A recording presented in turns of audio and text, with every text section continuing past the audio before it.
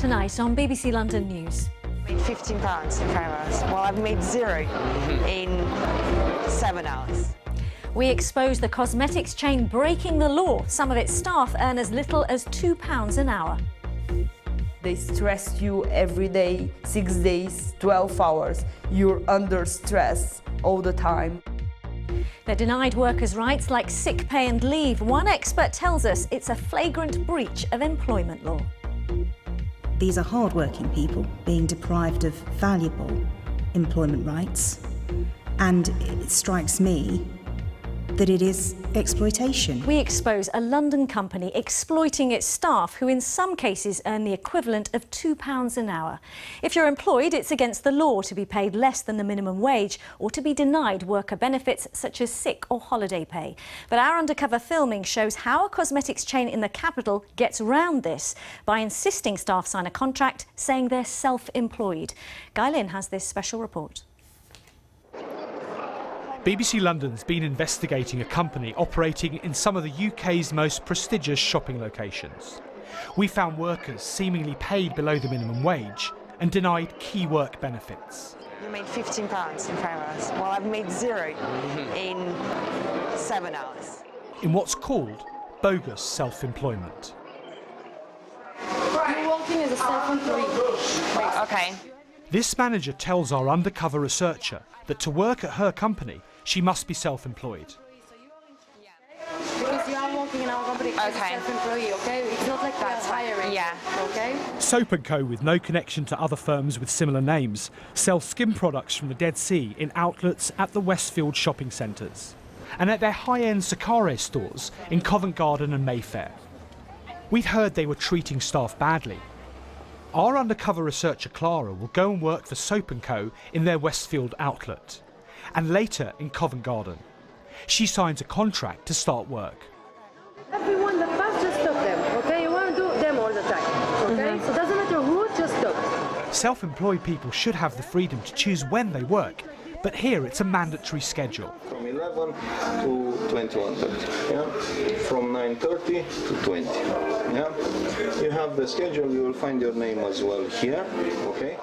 They have to be at work for around 60 hours, 6 days a week. Do you know if we can take days off on the weekends? Not quite. Huh? Not quite. What does it mean? Usually on the weekend you are all of us here.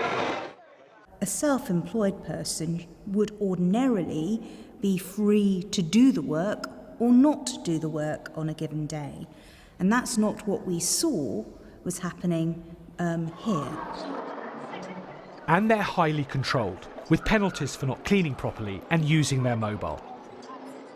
So you were on the phone whole morning. Whenever I looked, you were with your phone. This time I will not charge you because you're new.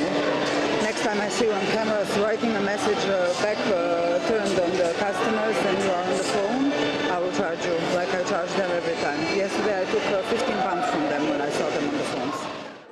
Some of the workers Carla speaks to are exhausted and struggling financially. You got £200 for a month. 100. £100 for a month. No, for 2 weeks. For 2 weeks.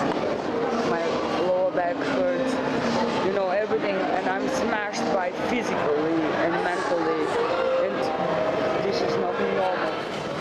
Snezana from Bulgaria, like many of the workers here, was recruited from abroad with the offer of accommodation and a job. Now she's quit. When people pushing you and they stress you every day, 6 days, 12 hours, you're under stress all the time. I was thinking that I will come to do something with my life, and after that, I become like without any money, basically. They left me without nothing. By claiming staff are self-employed, this company avoids having to pay a whole host of in-work benefits, such as sick and holiday pay and the minimum wage. When Carla collects her first pay packet, it's well under the national minimum wage for the hours worked. For 90 hours, I've received like £200, which makes it like less than £3 an hour. Yeah, we don't pay by the hour, we pay by sales. So your sales are getting better and better. Yeah. So your salary is going up and up. It's not about, you're not working in Zara. This is false self-employment. And this is much more an employment relationship than any I have seen, but unfortunately quite an exploitative employment relationship. Soap & Co in Finchley is owned by Sahar Medina, with his sister from our undercover recording in charge of day-to-day operations. There are two other owners, Gil Mandel and Alon Barzilai, from America and Israel. In a statement, Soap & Co said they took their responsibilities under UK law very seriously.